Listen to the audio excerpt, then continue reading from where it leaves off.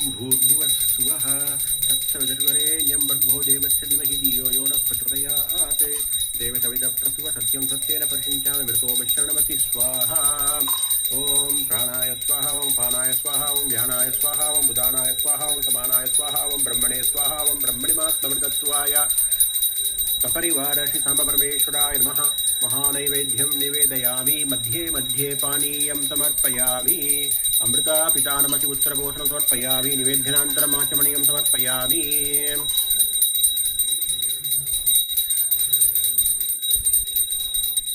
नीराजनं गृहाणेतं नीरजाति समचित करुणाकर देवेश कोटिसूर्यसमप्रभ सपरिवार श्री सांब परमेश्वराय नमः। कर्पूर नीराजनं दर्शयामि।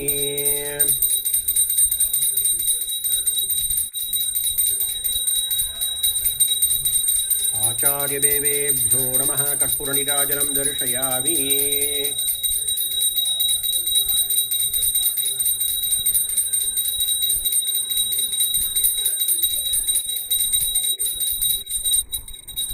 नीराजनान्तरम् आचमनीयं समर्पयामि।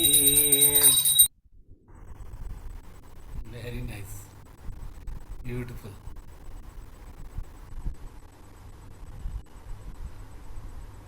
Thank you, Subhashni ji, Rumalland. Thank you, sir. Pradosha Puja. No, sir. Pradosha Puja பண்ணிருந்தீங்களா இல்ல டெய்லி பண்றதா? Daily panchayatna puja.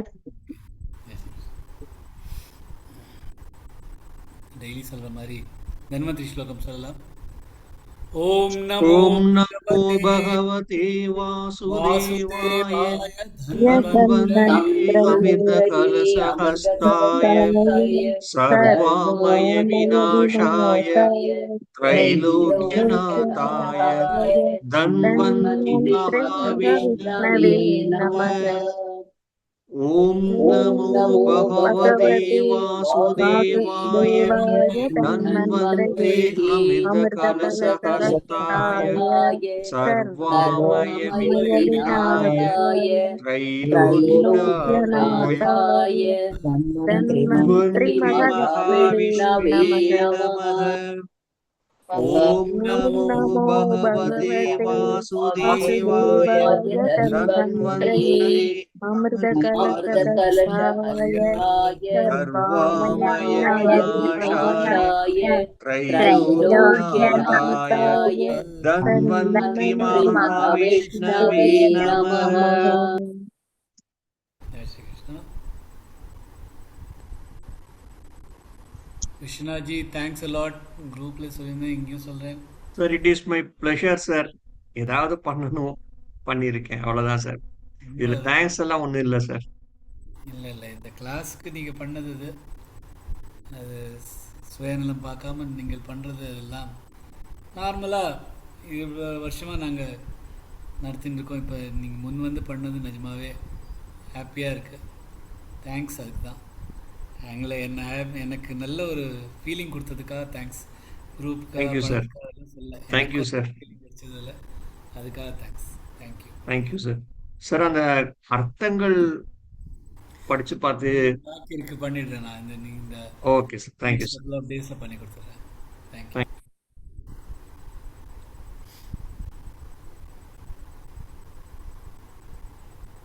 ஷியாமதா ஜி சொல்லட்டுமா ஜி? சொல்லுங்கம்மா. सदाशिवसमारम्भाम् शङ्कराचार्यमध्यमाम् अस्मदाचार्यपर्यन्तौ वन्दे गुरुपरम्पराम्। पुराणानाम् आलयं करुणालयं नमामि भगवत्पादं शङ्करल्लोकशङ्करम्। जय श्री कृष्ण। थैंक यू जी. जय श्री कृष्ण.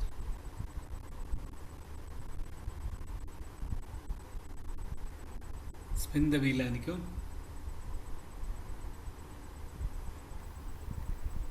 நேத்திக்கு வராதவா இன்னைக்கு யாராவது இருந்தானா பேரை ஆட் பண்ணனா பண்ணிக்கோங்க.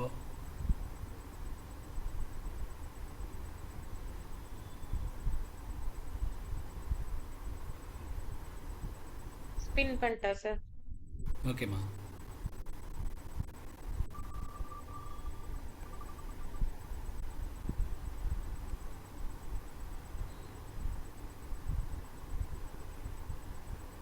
மைத்திலிஜி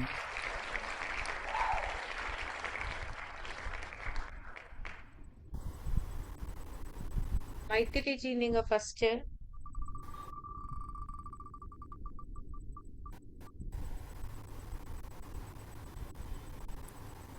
ஷீலாஜி ஷீலாஜி நீங்க நெக்ஸ்ட் செகண்ட்.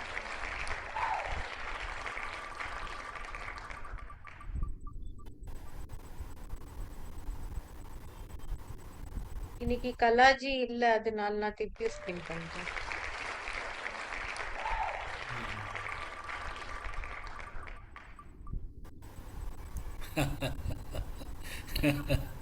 விடாம கலைதான்.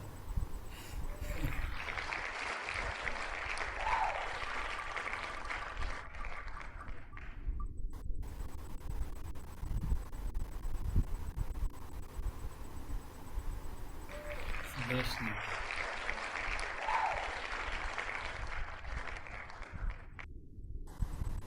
ஸோ முதல்ல மைத்திலிஜி, அதுக்கப்புறம் ஷீலாஜி, அப்புறம் சுபாஷினிஜி.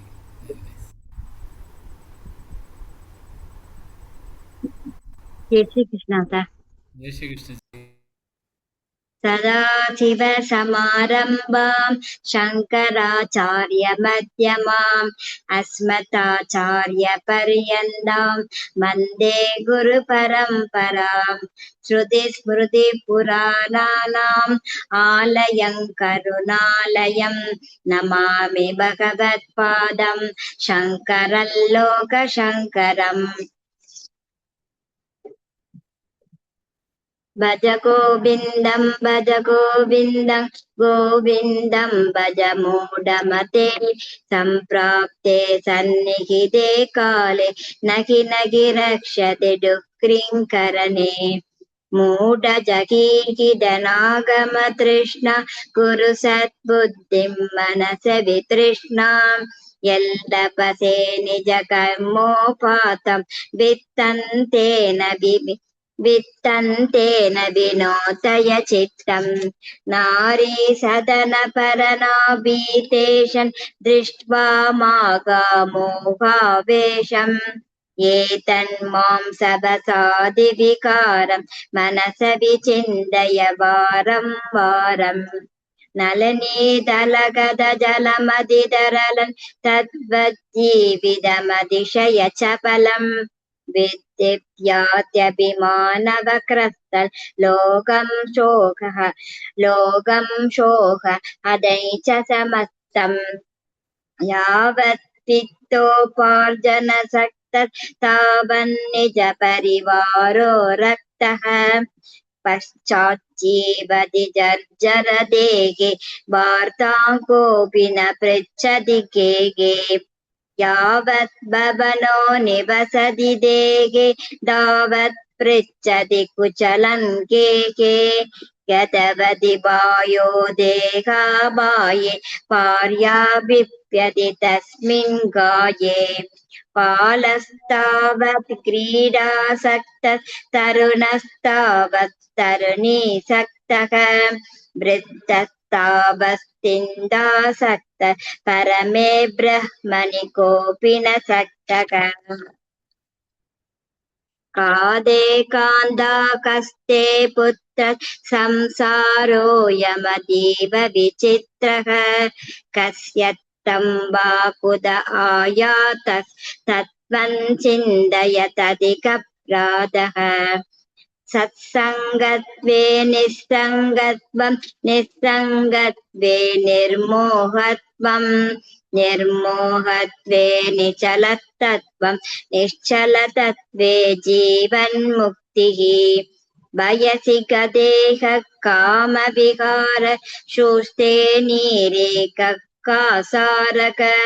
क्षीणे वित्ते कः परिवारः ज्ञाते तत्त्वे कः संसारः. मा गुरुधनजन यौवनगर्भं हरति निमेषा कालः सर्वम्. मायामयमिदमखिलं हित्वा ब्रह्मपदं त्वं प्रविश विदित्वा दिनयामिन्यौ सायं प्रातः शिशिरवसन्तौ पुनरायादः कालक्रीडति गच्छत्यायुस्तदपि न मुच्यत् याशावायुः द्वादशमुञ्जरिका विरशेष कथितो वैयाकरणस्यैषक उपदेशो बुद्विद्या निपुणैः सीमश्चङ्गर भगवच्चरणैः कादे कान्दा धनगद चिन्द वादुल किं तव नास्ति नियन्ता त्रिजगति सज्जन शङ्कतिरेक भवति पवार्णवतरणे नौका जटिलो मुण्डीलुञ्जितकेशः काषायान् पर प्रकृतवेषः पश्यन्नपि च न पश्यन्ति मूढः उदरनिबन्धं बकृतवेषः अङ्गं गलितं बलितं मुण्डं दशनविहीनै जादन्तुण्डं वृत्तो यादि कृत्वा दण्डन् तदपि न मुञ्चत् याशापिण्डम् अग्रे वह्निपृष्ठे भानुरात्रो सुभुग समर्पितजानुः करतलभिक्षत्तरुतलवासत् तदपि न मुञ्चत् याशापाशः गुरुदे गङ्गासागरगमनं व्रतपरिपालनं मदपादानं ज्ञानविहीनः सर्वमदेन भजति न मुक्तिं जन्मशदेन सुरमन्दिरधरुमूलनिवास शय्यापूदलमजिनं वासः सर्वपरिग्रहभोगत्याग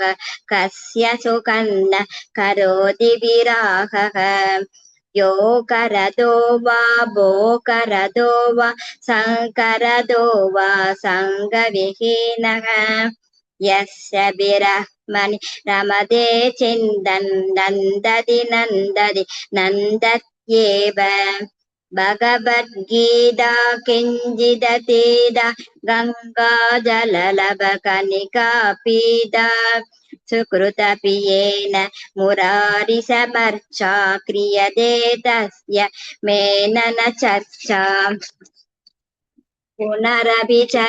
पुनरभिजननं पुनरभिमरणं पुनरभिजननी जठरे शयनम् इह संसारे बहुदुस्तारे कृपया पारे पाहि मुरारे रक्त्याचर्पणविरचितगन्धं पुण्यविवर्जितपन्तः योगी योगनियोजितसिद्धः रमते पालोन्मत्तवतेव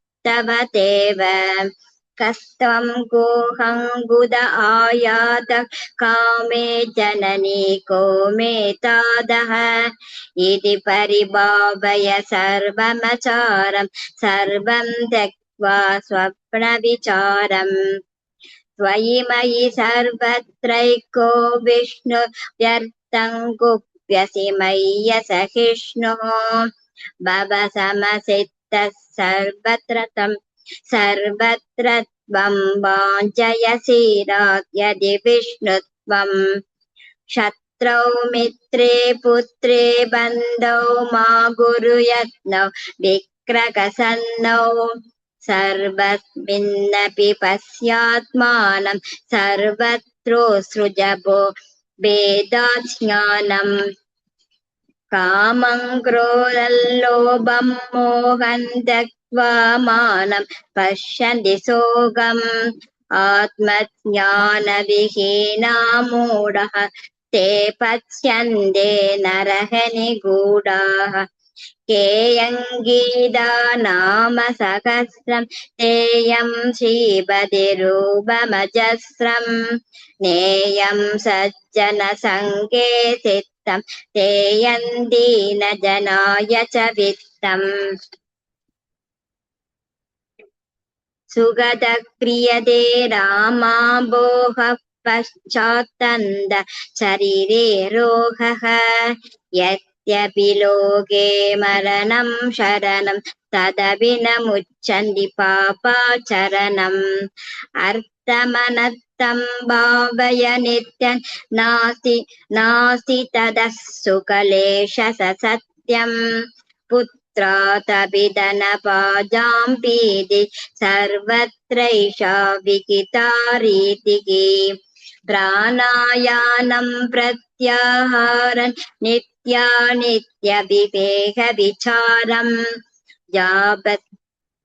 जापस्यस्मेद समाधिविधानं गुर्ववदानं महत् अवदानं गुरुचरणाम्बुज निर्भरभक्त संसारात् असिरात् भवमुक्तः सेन्द्रियमानसनियमादेवं द्रक्ष्यसि निजहृदयस्थं देवं मूढः न वैयाकरणो डुक्कृङ्करणात्ययनधुरीनः श्रीमच्छङ्करभगवच्चिष्यै बोधित आशिच्चोदितकरणैः इति मोहमुद्रः सम्पूर्णः जय श्रीकृष्ण ஜெய் ஸ்ரீ கிருஷ்ணஜி.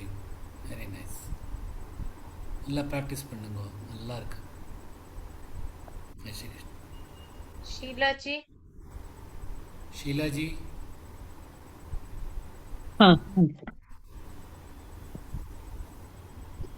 सदाशिवसमारम्भां शङ्कराचार्यमध्यमाम् अस्मदाचार्यपर्यन्तां वन्दे गुरुपरम्पराम् श्रुतिस्मृतिपुराणानाम् आलयं करुणालयं नमामि भगवत्पादं शङ्करल्लोकशङ्करम्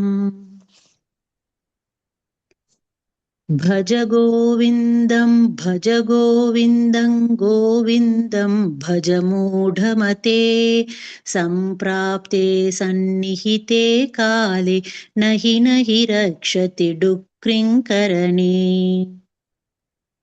मूढजहीः धनागमतृष्णां कुरु सद्बुद्धिं मनसि वितृष्णां यल्लभसे निजकर्मोपातं वित्तन्तेन विनोदय चित्तम् नारीस्तनभरनाभिदेशं दृष्ट्वा मागामोहावेशम् ये तन्मांसवसादिविकारं मनसि विचिन्तय वारं वारम् नलिनीदलकतजलमतितरलं तद्वज्जीवितमतिशयचपलं विद्दिव्याध्यभिमानग्रस्तलोकं शोकहतं च समस्तम्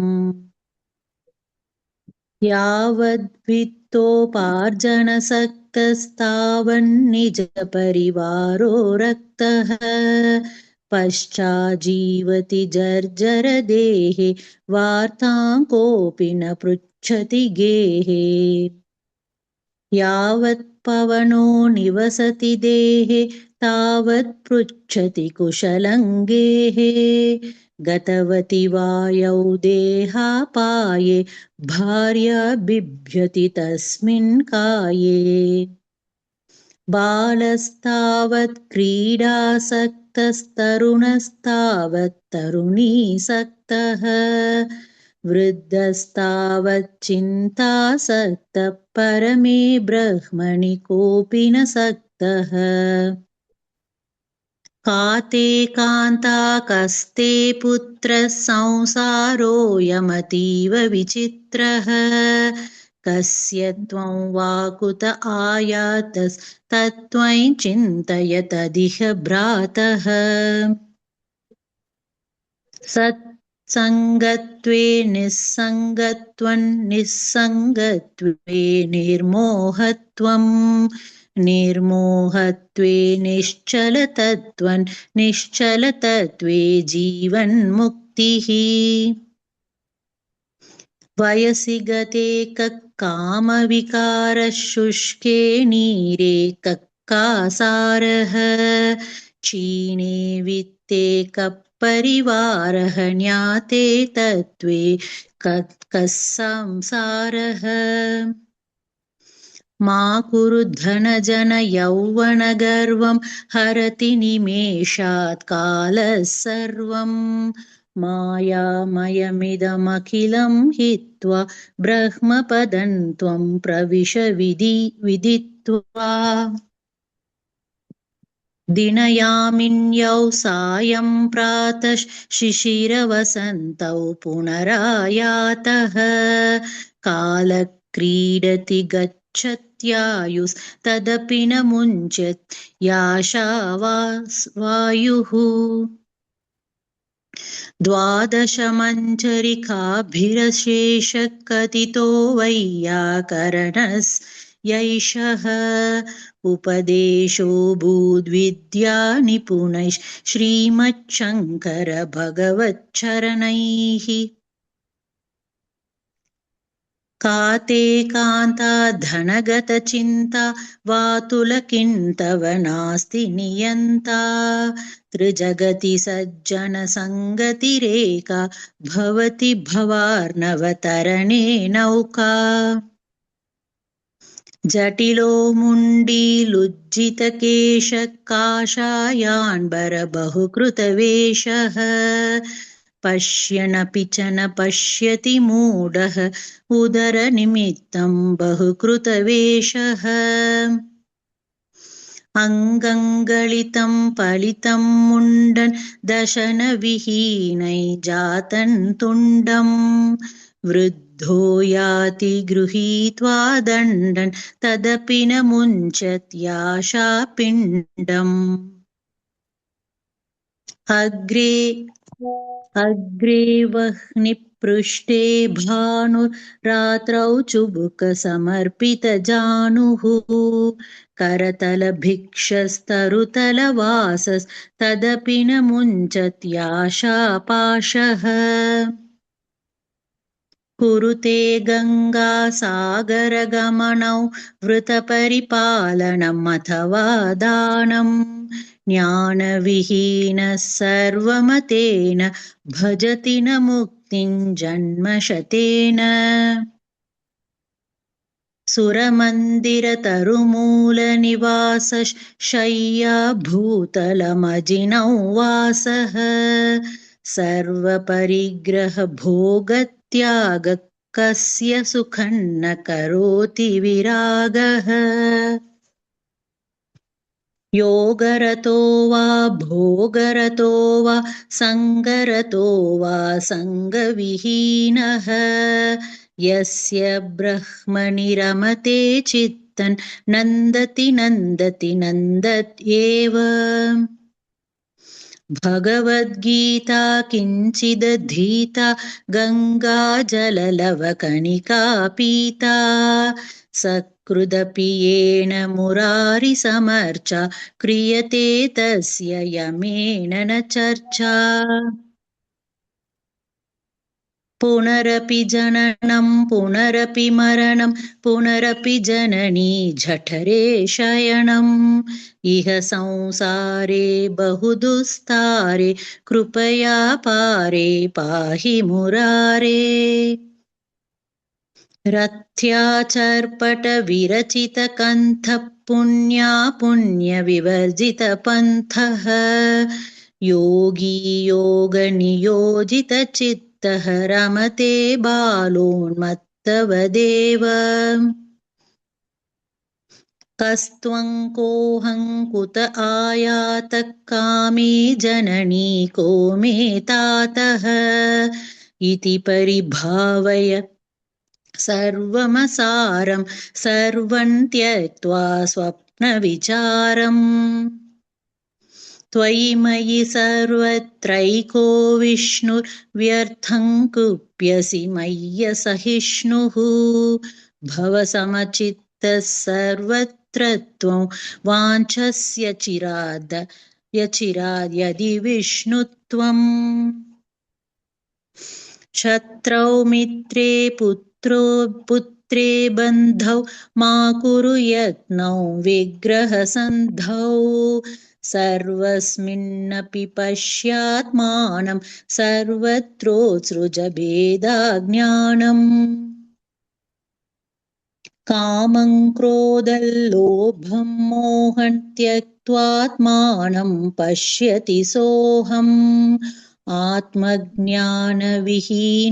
मूढास्ते पच्यन्ते नरकनिगूढाः गेयं गीता नाम सहस्रं ध्येयं श्रीपतिरूपमजस्रम् नेयं सज्जनसङ्गे चित्तं देयं दीनजनाय च चिद्वित्तम् सुखतः क्रियते रमा भोगपश्चाद्दन्तशरीरे रोगः यद्यपि लोके मरणं शरणं तदपि न मुञ्चति पापाचरणम् अधर्मनर्थं भावय नित्यं नास्ति ततः सुखलेशः सत्यम् पुत्रादपि धनभाजं भीतिः सर्वत्रैषा विहिता रीतिः प्राणायामं प्रत्याहारं नित्यविवेकविचारम् जाप्यसमते समाधिविधानं कुर्वं वधानं महत् अवदानम् गुरुचरणाम्बुज निर्भरभक्त संसारादचिरात् भवमुक्तः सेन्द्रियमानसनियमादेवन् द्रक्ष्यसि निजहृदयस्थं देवम् मूढः कश्चन वैयाकरणो डुक्कृङ्करणाध्ययनधुरीणः श्रीमच्छङ्कर भगवच्छिष्यैर्बोधित आसीच्चोदितकरणैः इति मोहमुद्गरसम्पूर्णः Wonderful. Thank you. ரொம்ப நல்லா இருந்தது. Very जय nice. Shri Krishna Thank you. Thank you sir जय श्री कृष्ण. सुभाषिनी जी. जय श्री कृष्ण सर. जय श्री कृष्ण जी. ஹரி சரணம். சொல்லட்டுங்களா? சொல்லட்டுமா சார்? சொல்லுங்க ஜி. सदाशिव समारंभां शंकराचार्य मध्यमाम् अस्मदाचार्य पर्यन्तां वन्दे गुरु परंपराम् स्मृति पुराणानाम् आलयं करुणालयं नमामि भगवत्पादं शङ्करल्लोकशङ्करम् भज गोविन्दं गोविन्दं भज मूढमते सम्प्राप्ते सन्निहिते काले नहि रक्षति टुङ्कृङ्करणे मूढजहीहि धनागमतृष्णां गुरुसद्बुद्धिं मनसि विदृष्णाम् यल्लभसे निज कर्मोपातौ वित्तन्तेन विनोदय चित्तम् नारीस्तनभरनाभिदेश दृष्ट्वा मागामोहावेशम् एतन्मांसव्याधिविकारं मनसि विचिन्त्य वारं वारम् नलिनितलगत जलति तरलन् तत्त्वज्जीवितमतिशयचपलम् विद्धि व्याध्यभिमानग्रस्तल् लोकं शोकहदं च समस्तम् यावत् वित्तोपार्जनशक्तस्तावन्निज परिवारो रक्तः पश्चाज्जीविति जर्जर देहे वार्तां कोऽपि न पृच्छति गेहे यावत् भवनो निवसति देहे तावत् पृच्छति कुशलं गेहे गतवति वायौ देहापाये भार्याभिव्यति तस्मिन् काये बालस्तावत् क्रीडाशक्तस्तरुणस्तावत् तरुणीशक्तः वृद्धस्तावत् चिन्तामग्नः परमे ब्रह्मणि कोऽपि न सक्तः काते कान्ता कक्ते पुत्रः संसारोऽयमतीव विचित्रः कस्य त्वं वा कुत आयातस्तत्त्वं चिन्तय तदिह प्रातः सत्सङ्गत्वे निस्सङ्गत्वं निस्सङ्गत्वे निर्मोहत्वं निर्मोहत्वे निश्चलतत्वं निश्चलतत्वे जीवन्मुक्तिः वयसि कधेख कामविकारस्तुष्के नीरे कासारग क्षीणे विद्ये परिवारक ज्ञाते तत्त्वे संसारक मा कुरु धनजन यौवन गर्वं हरति निमेषात् कालः सर्वम् मायामयमिदमखिलं हित्वा ब्रह्मपदं त्वं प्रविश विदित्वा दिनयामिन्सौ सायं प्रातः शिशिरवसन्तौ पुनरायातः कालक्रीडति गच्छत्यायुः तदभिनमुञ्चत् याशावायुः द्वादश मञ्जरिकाभिरदेश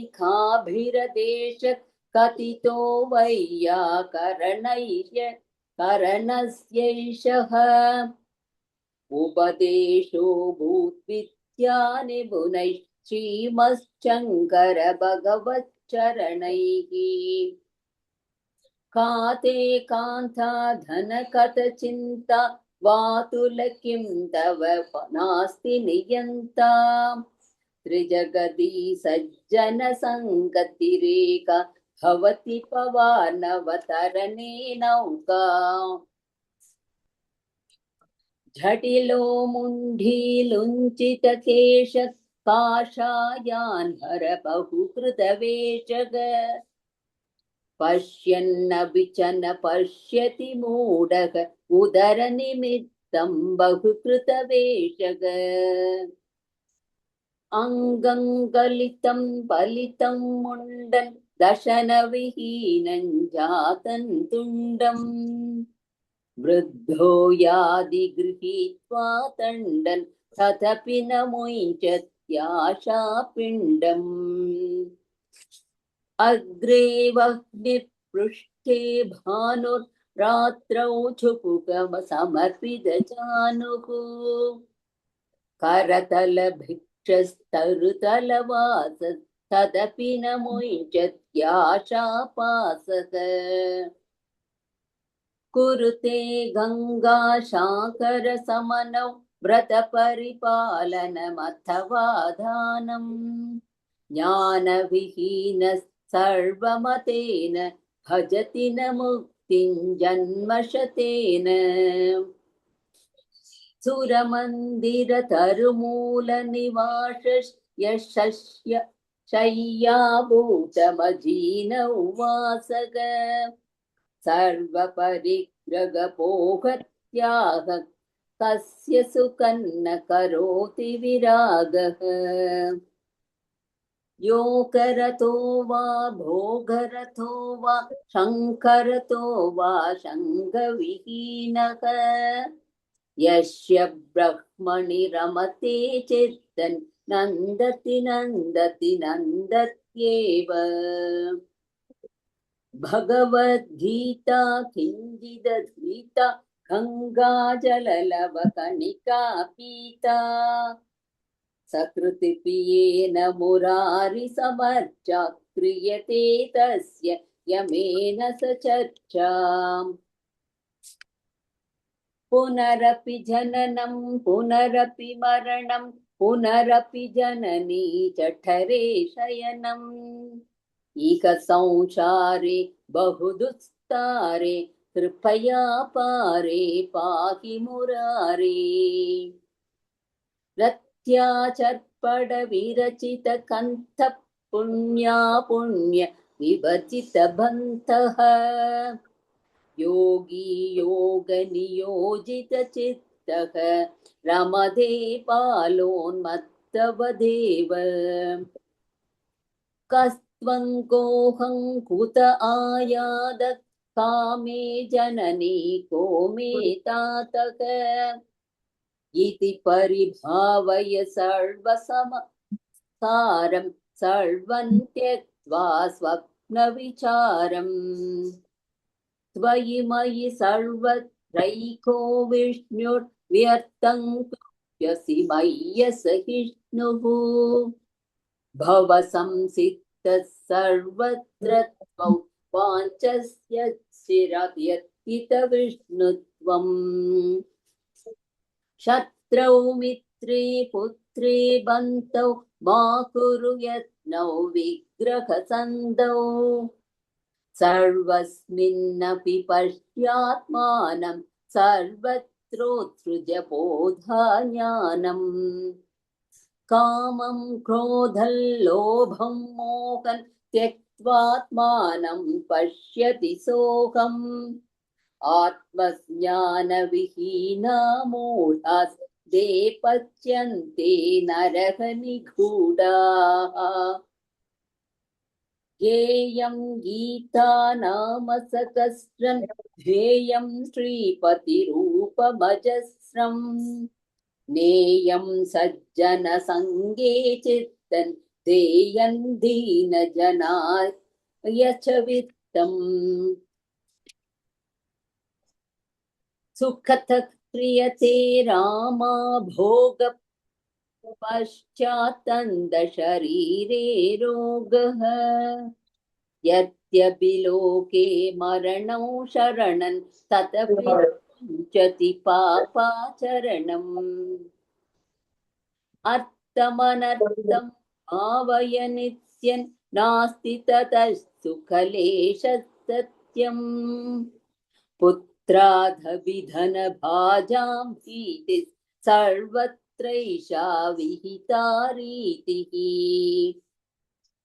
प्राणायामं प्रत्याहारं नित्यानित्यविवेकविचारम् जाप्यसमेधसमाधिविधानं कुर्ववधानं महतवधानम् गुरुचरणाम्भुज निर्भर भक्त संसारात् चिरात् भवमुक्तः क्षेन्द्रियमानस निजमाधेवन् द्रक्ष्यसि निज हृदयस्त्वं देवम्